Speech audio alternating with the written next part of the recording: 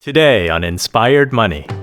I feel like I'm sort of fighting an uphill battle because on Facebook, like every Facebook ad you see is about like making six figures and like, explore someone's mansion. And I'm over here being like, but do you really want that? You can probably have what you want if you're making 40 grand. And everybody's like, but I don't want to make 40 grand. I want to make six figures. But money doesn't matter if everything else sucks. Right. This is episode 10 with writer and teacher, aka professional blogger, Sarah von Bargen. Welcome to Inspired Money. My name is Andy Wong, a managing partner at Runnymede Capital Management. Each week we bring you an interesting person to help you get inspired, shift your perspectives on money, and achieve incredible things. From making it to giving it away, Inspired Money means making a difference, creating something bigger than oneself, and maybe, just maybe, making the world a better place. Thank you for joining me. Show notes for this week's episode can be found at inspiredmoney.fm/010. That's /010. Inspired Money is brought to you by my company, Runnymede Capital Management. We help clients to invest, protect, and worry less. Whether you're building wealth or planning for retirement, we're here to help. Find out more about us and educate yourself for free at our blog at inspiredmoney.fm.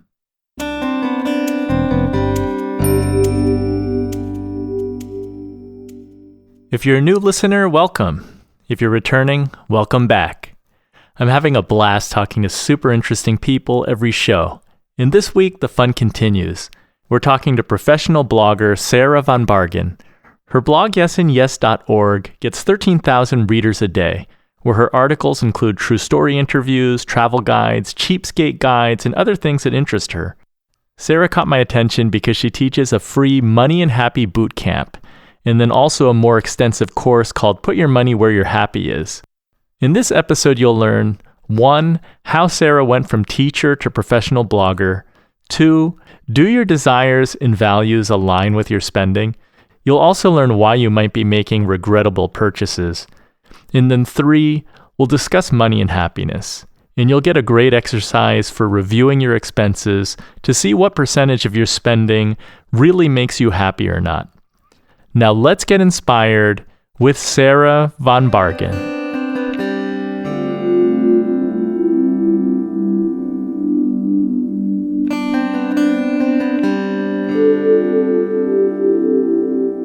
Sarah von Bargen, it's so good to have you on Inspired Money.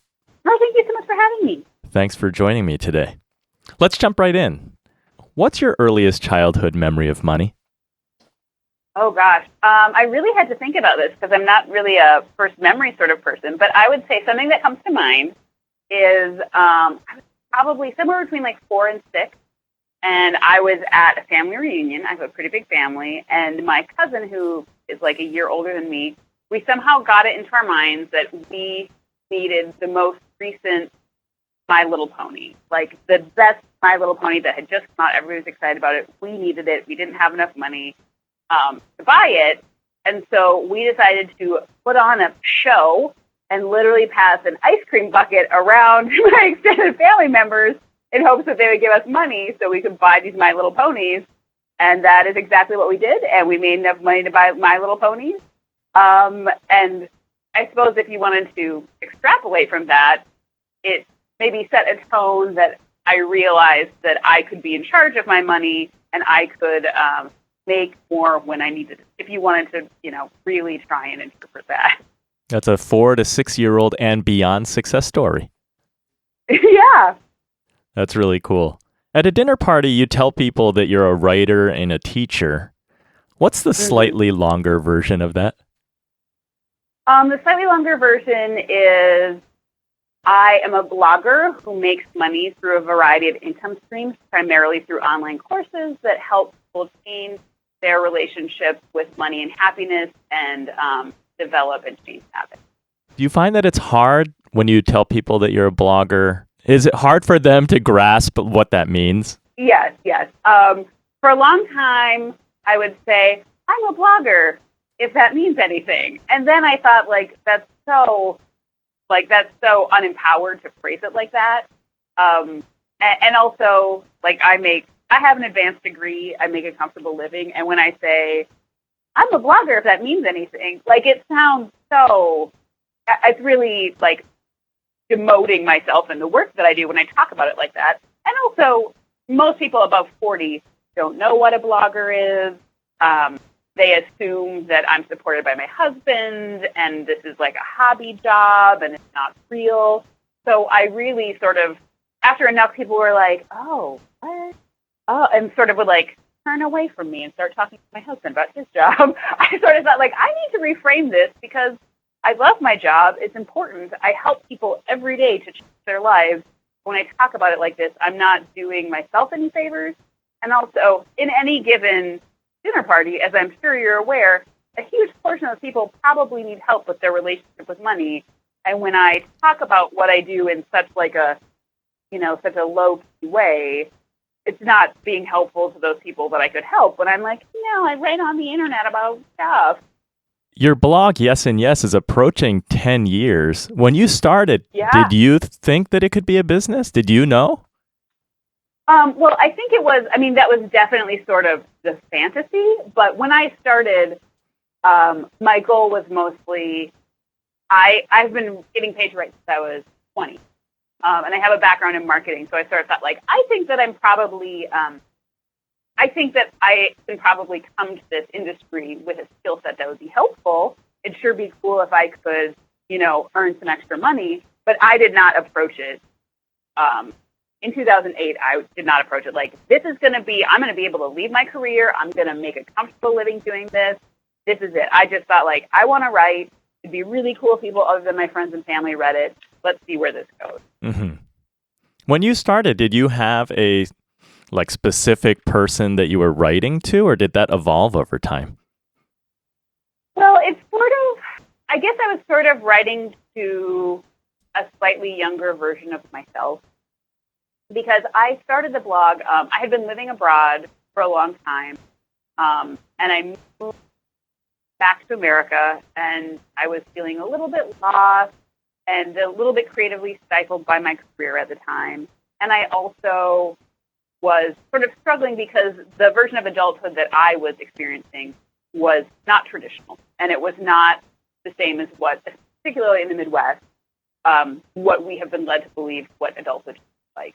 And so I wanted to write things that would help other people who, maybe weren't on the marriage, babies, white picket fence track, or wanted to travel, or wanted to pursue a different type of career, or just, wanted to be open and learn about other people, other parts of the world, other lifestyles, because I didn't really see anything like that on the internet. So I was sort of writing for people like myself or people in similar situations in hopes that I could say, like, hey, I went through this. It's hard. Like, it's hard to change countries. It's hard to change careers. It's hard to, have the conversation with your extended relatives that know you don't want to have kids. Like, I wanted to create resources and be helpful to people who were in similar situations so they wouldn't struggle the way I had. Mm-hmm. So kind of your younger self, sort of to yourself, yes. but at an earlier stage. Like my 25-year-old self. Right. That's super interesting. Do you consider yourself a digital nomad? Well, I would say these days I travel probably about 6 to 8 weeks a year. Before I got married and became a stepmom, it was more like 3 months. Mm-hmm. I'm not sure that I would necessarily consider myself a digital nomad, but I'm definitely location independent, and I travel within reason, sort of when and where I want, which mm-hmm. is obviously wonderful, and I'm incredibly fortunate to have that opportunity. Well, you're definitely an entrepreneur and an online sort of digital entrepreneur. Like, what was your unique path going from a teacher, where I'm guessing you were working more of a 9-to-5 job, to mm-hmm. building a business? Well, I started my blog in 2008, and I wrote very diligently and posted very regularly and worked really hard to make other friends online and befriend other bloggers. And probably after about 2 years, I started getting some traction, and I was getting linked to by big websites. And people, pretty unsolicited, started emailing me and asking for advice or saying like, oh, it seems like you know what you're doing. Could you help me with this? Could you write things for me? I didn't set out to like ghostwrite or write books. It was just that people were repeatedly asking me the same questions and asking me for help. And so I thought like, oh, well, clearly there's a need for this stuff.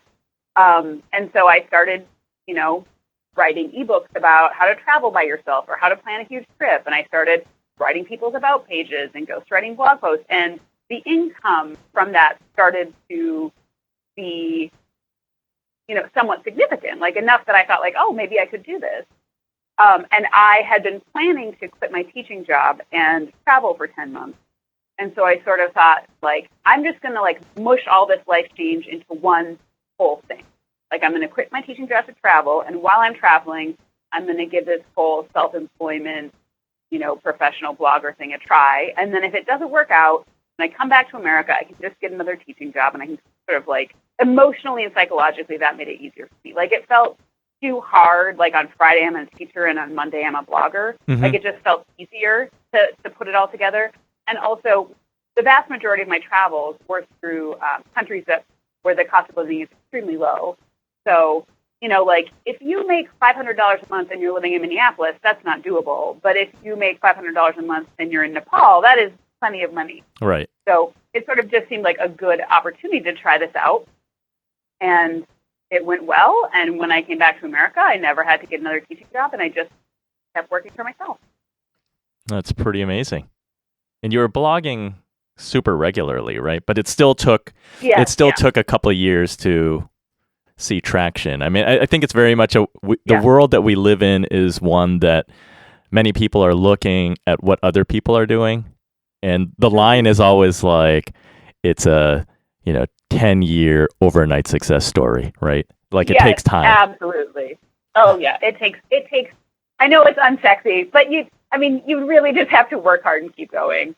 And the thing that I think is both really true and sort of demoralizing is like part of the reason that I have been successful is because 70% of blogs quit after 3 months. Like sometimes you just have to keep running the race and you will win because everybody else dropped out.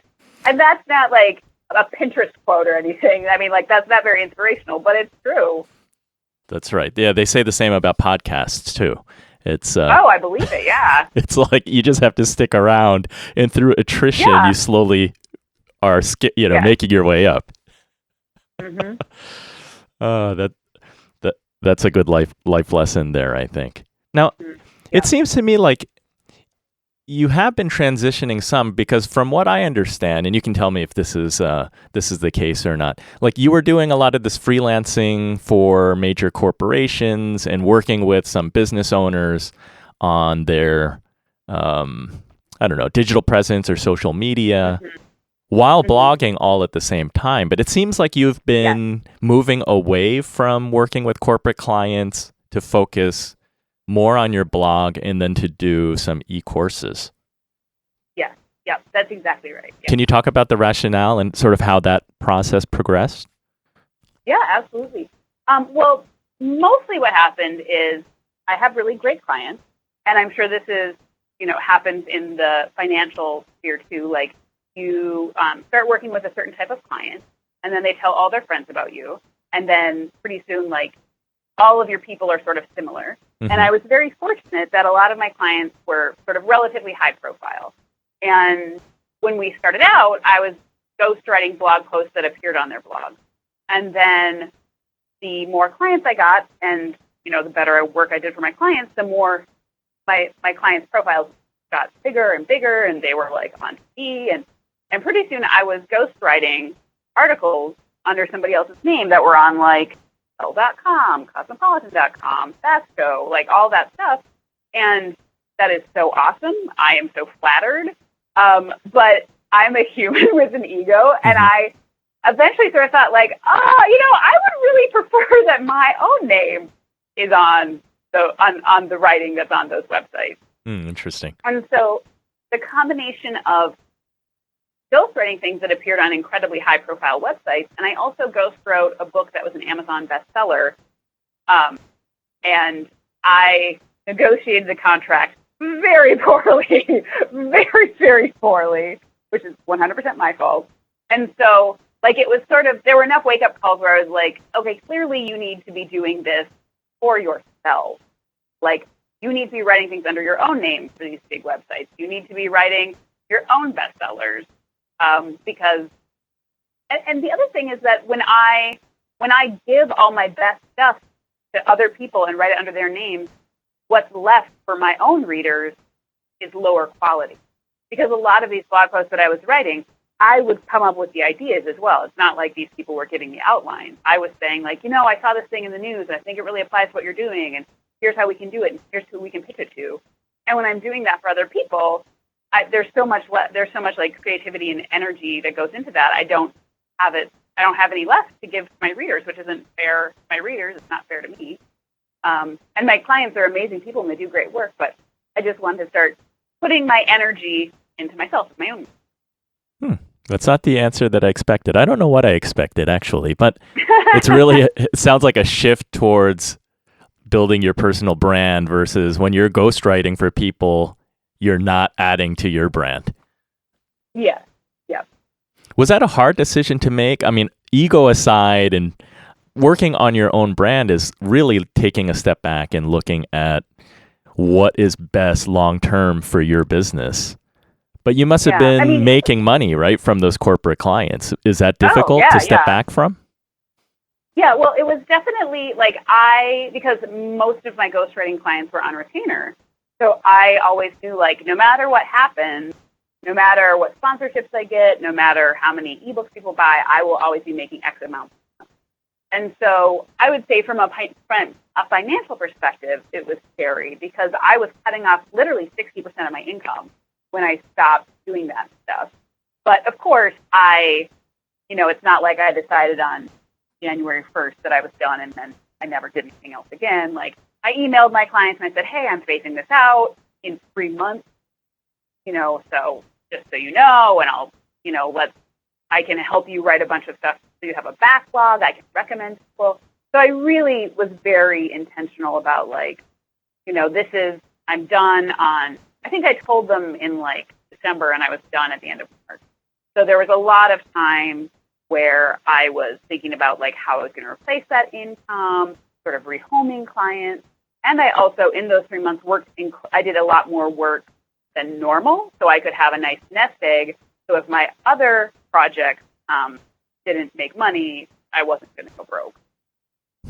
So you had the blog that's making money from advertising or affiliates. Mm-hmm.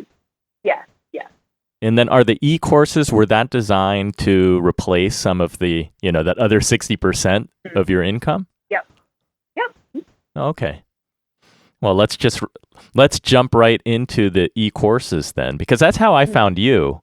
I found you on Facebook through your Facebook group, which I think is the Money and Happy group. Yes, the Money and Happy group, yep.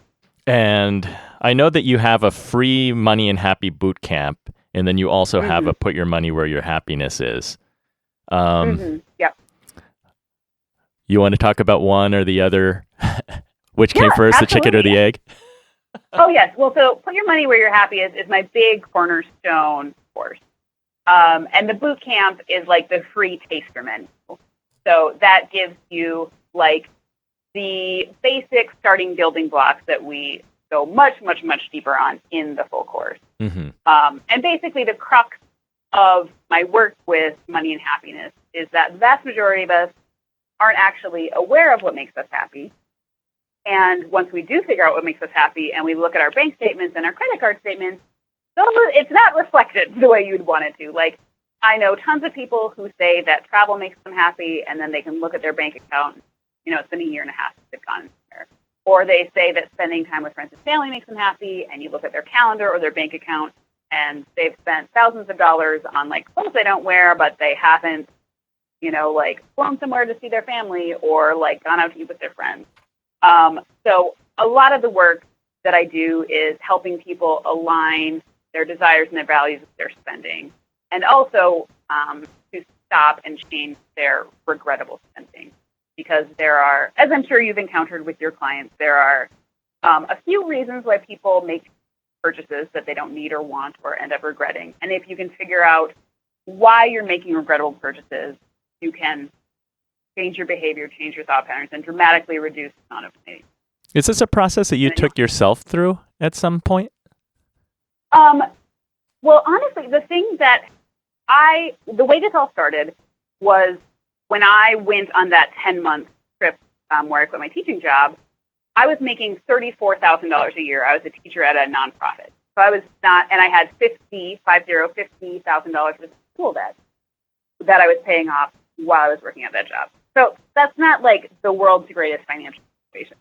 But, I didn't have any credit card debt. I lived by myself. I, owned my car outright. I paid my loans every month. And I also saved enough to go on this huge trip. Yeah, it's amazing. And every time people found out about this, they were always like, "Oh my gosh, like what do you know about money that I don't?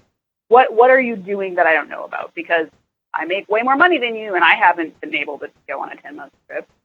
And I sort of like, through enough conversations with the people in my life and looking carefully at the way I spent money, I realized that I was sort of naturally and subconsciously doing something that most people weren't. Mm-hmm.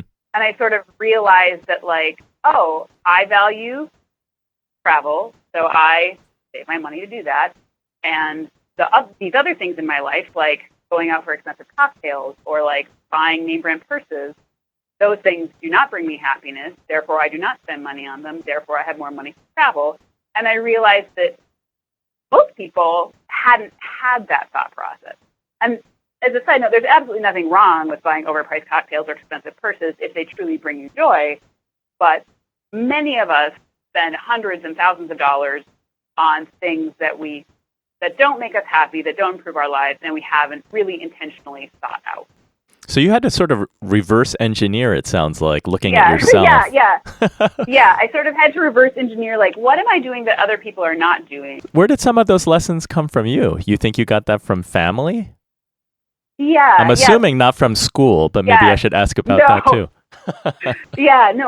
I think I just absorbed it. Like, my family, like, we talked about money, like, a little bit, but my parents didn't like sit down at the dinner table and show me their bills, but I did witness every day them making different financial choices than a lot of people around us, and choices that aligned with our values and things that we really cared about. So my parents are public school teachers, and I grew up in the second poorest county in Minnesota. So, like, they're not making a ton of money at all.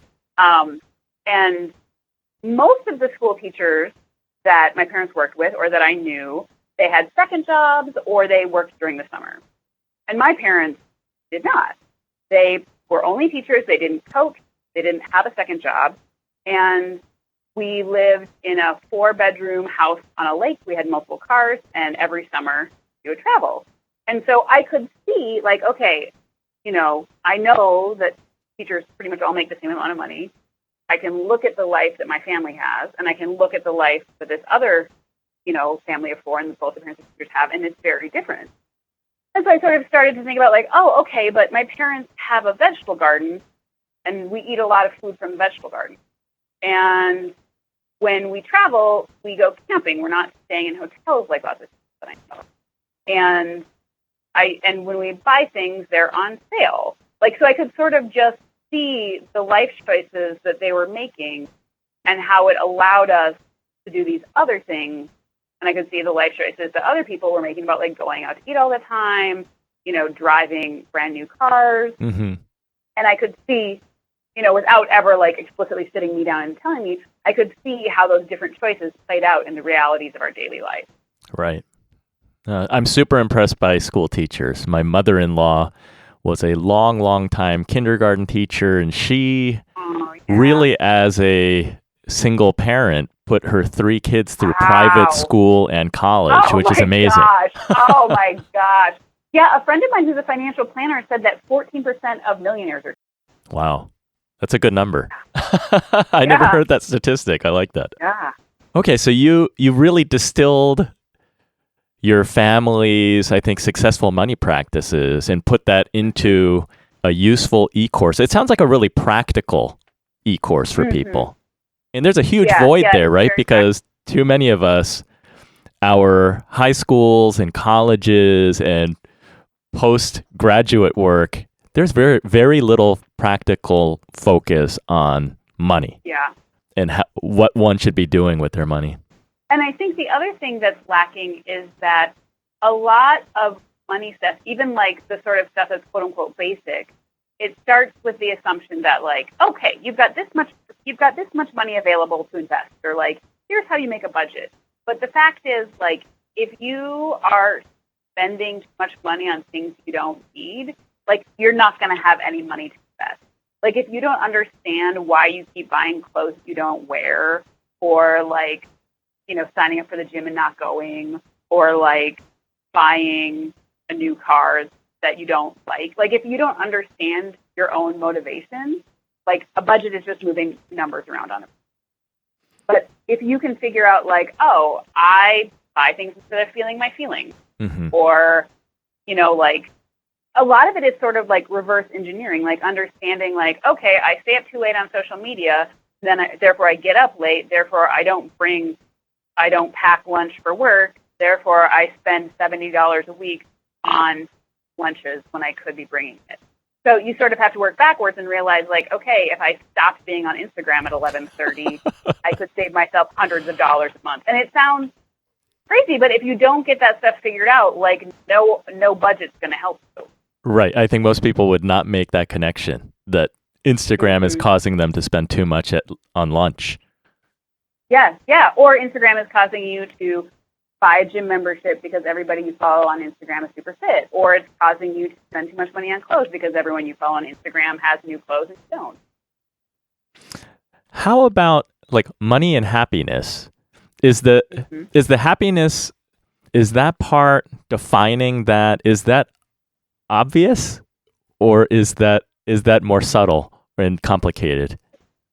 Well, I would say something that I hear from my students a surprising amount that they don't know what makes them happy, which always surprises me. So the first thing is getting really clear on what makes you happy, and sort of, if possible, like getting to the like nugget of truth about what makes you happy. So the example that I always use is one of the things that truly makes me happy.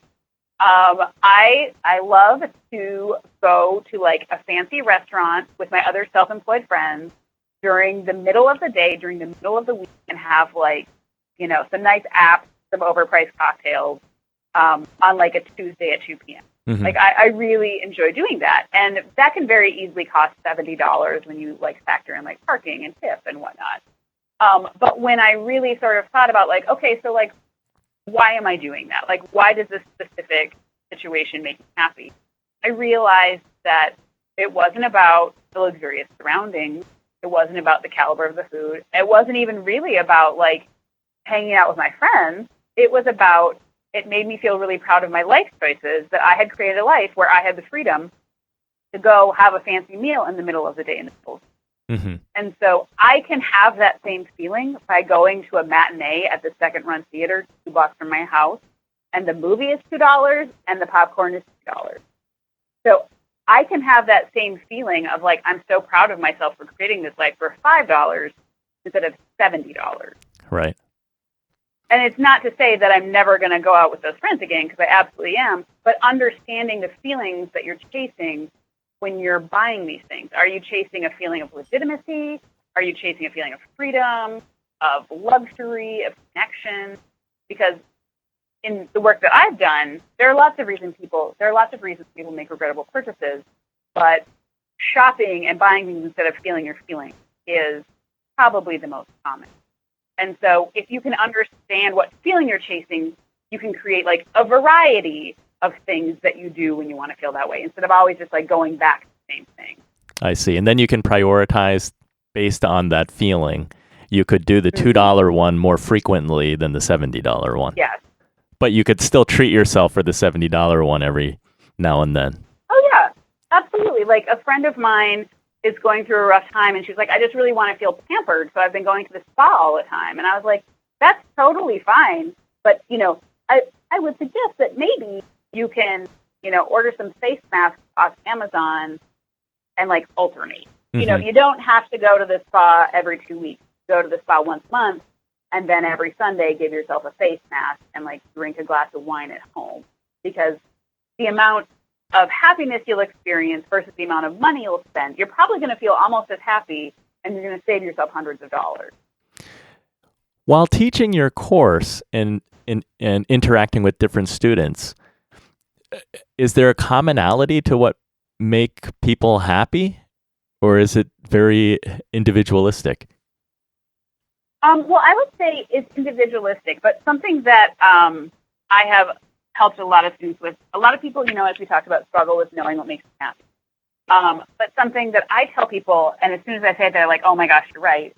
So I say, if you don't know what makes you happy, or if you're struggling to sort of add to your list, think about what made you happy as a kid.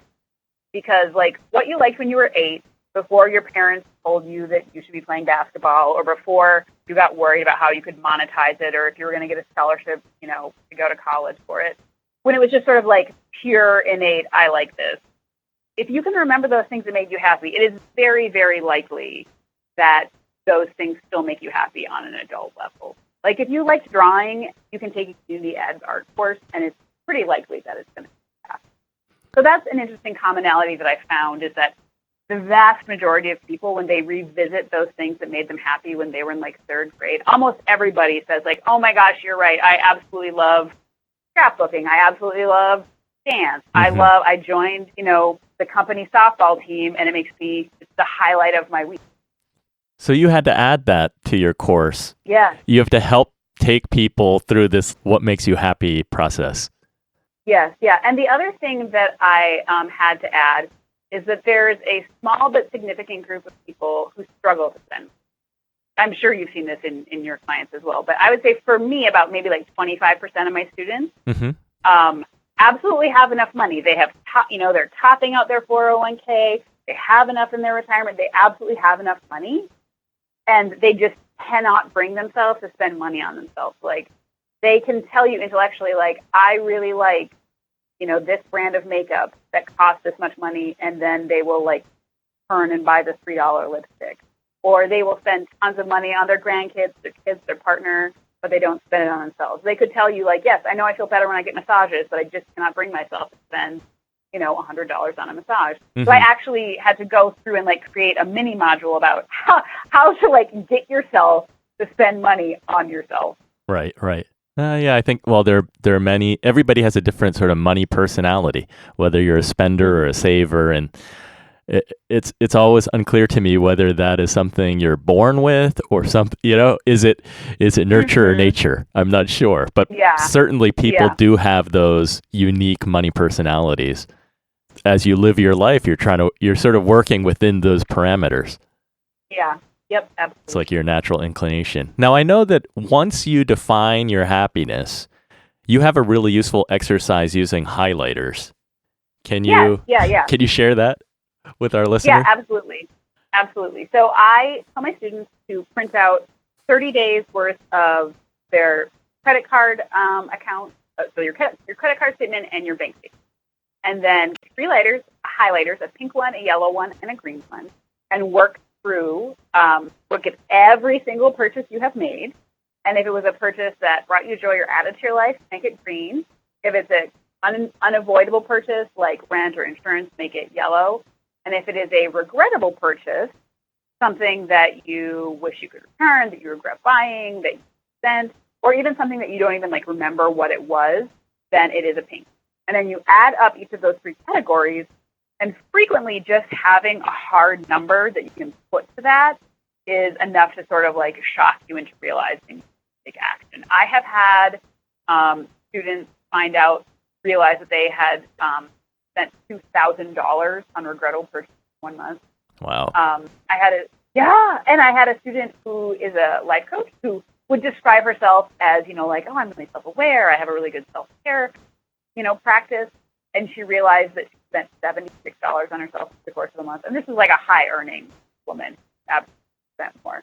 So just having a hard number is enough to sort of usually sort of make you realize, like, okay, I need to think about this.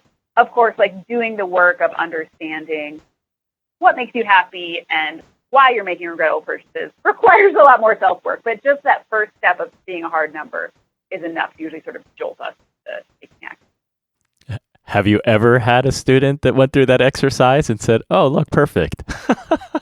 I had a reader who went through like my free boot camp and did the exercise, and emailed me with like a screenshot. And she's like, "Wow, I'm really proud of myself. I guess I don't need to work on this." Yeah, I can't even imagine. But she's also like writes about budgeting and like self-care and self-development. So like if there was ever somebody who I would be like, yeah, of course Sandra did this correctly. Right, that's kind of her field. Yes, yeah. But for like the average human being, it's usually a frightening amount of pink. Surprising. Yes, yeah, a frightening amount of pink. And the other thing that I tell people, and this requires a lot more self-work, but a lot of people, they're like, ooh, this expense is unavoidable, so therefore I don't have to think about it. But many of the quote unquote unavoidable expenses, A, some of them you don't really need, and B, as I'm sure you know and your listeners know, pretty much every bill, particularly things like cable and internet, can be negotiated down. So I don't just let people off the hook like, okay, you highlighted it, you don't need to think about it again. We have an entire module in my full course where we re-examine the unavoidable purchases. Are they truly unavoidable? Can you negotiate them? I've helped students reduce their unavoidable expenses by 75%. Wow. That's meaningful. Yeah, because that's so much more money. Do you focus on the making side too?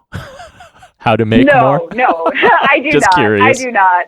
Yeah, I mean, I usually, like, in my own personal individual life, I focus on making more and, like, creating business practices that help me bring in more money.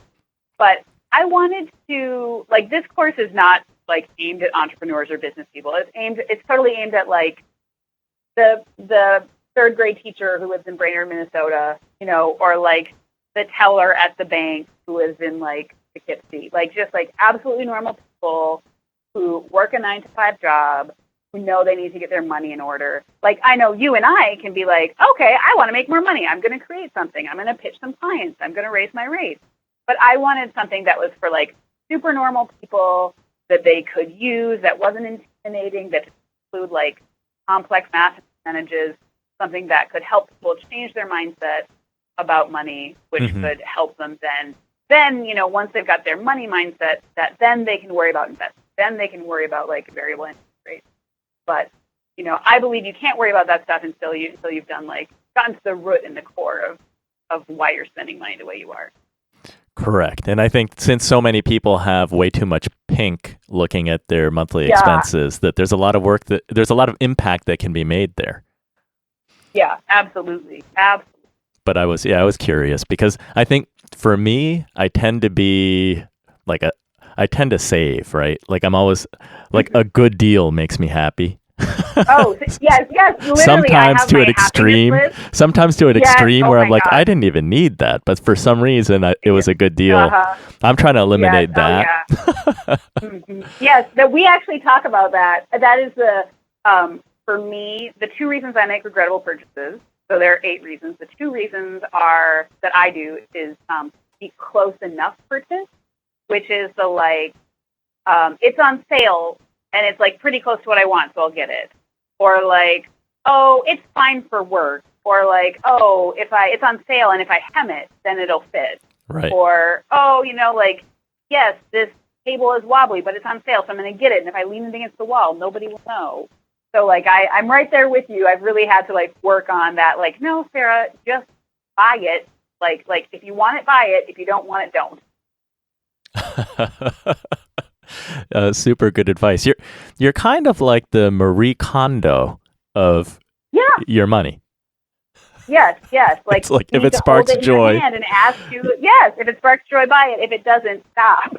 Right, and really trying to understand motivations about your spending, and I think the link to happiness is really about priorities. It sounds like. Yes. Oh, absolutely. Because so many of us, like one of my students is a real Anglophile, and she loves traveling to England, and she loves anything related to British stuff. And she found that she didn't have enough discretionary income to go as much as she wanted. And so she went to my course, and she was like, I realized that in 1 month, if I would have not made those regrettable purchases for 1 month, I would have enough money to go to London. And instead, it's been like 2 years since I've gone. And if I would just stop like buying clothes I'm not wearing and like going out for dinner with like people I'm not really that pumped to spend time with, I could do these things that I want.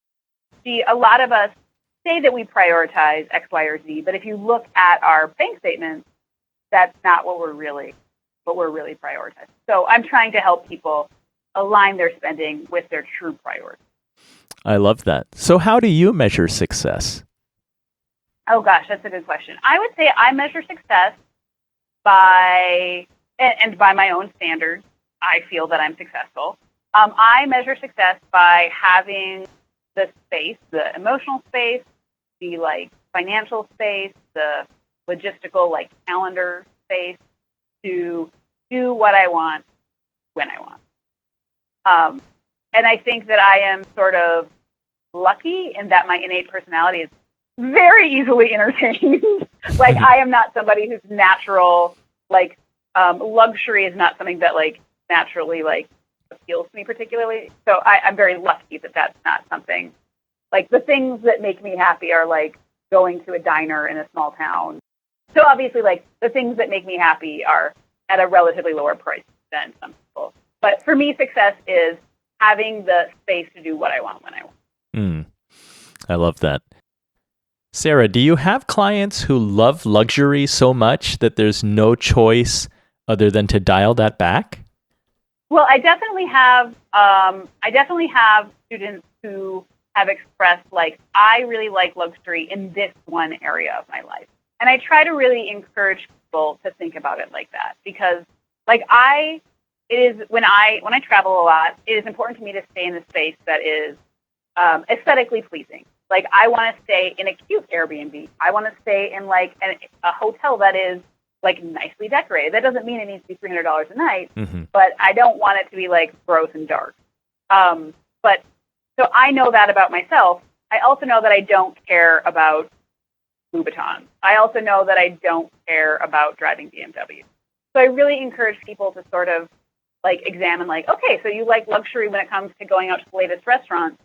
Do you be really honest with yourself and really check in with yourself? Do you actually care about name brand leather goods? Do you actually care about your zip code? If you do, that is totally okay. But I really think it's important to like sort of go through like every aspect of your life, because it's unlikely that we all care about everything an equal amount. Like I have an old Android. I 100% do not care about having like high-end Apple products. And I would guess that there's going to be areas in everyone's life where they're like, you know what, the generic brand is fine. And if you can find those areas, you can save yourself a bunch of money. I love that. No, I think that from our conversation today, my takeaway is that it's about priorities. It's about what makes you happy. And then maybe it's most important for people to identify what those are in their lives. And then they can kind of reverse engineer. It's like, do they need to make a lot of money? Do they not need to make a lot of money? And then depending on what you make, it's like, how are you spending what you have? Yes, yeah. I mean, the tagline for Put Your Money Where You're Happy is, my big course is, you probably need less money than you think to have a life. Because it's true. Like, no, everybody was shocked. And I was like, yeah, I'm traveling for 10 months on my salary, and I saved it on my salary of $34,000. And I know so many people who would love to do that, who made, like 60, 70, 6 figures. So like the things that you want, the things that truly make you happy are probably available to you at a much lower price point. And the things that make you happy and your priorities are probably available without earning a ton of extra money or like downsizing.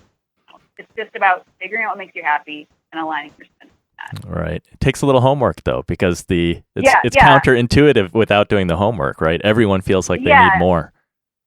Yes, yeah. And the thing that is, I feel like I'm sort of fighting an uphill battle, because on Facebook, like every Facebook ad you see is about like making 6 figures and like, a tour of someone's mansion. And I'm over here being like, but do you really want that? You can probably have what you want if you're making 40 grand. And everybody's like, but I don't want to make 40 grand. I want to make six figures, but money doesn't matter if everything else sucks. Right.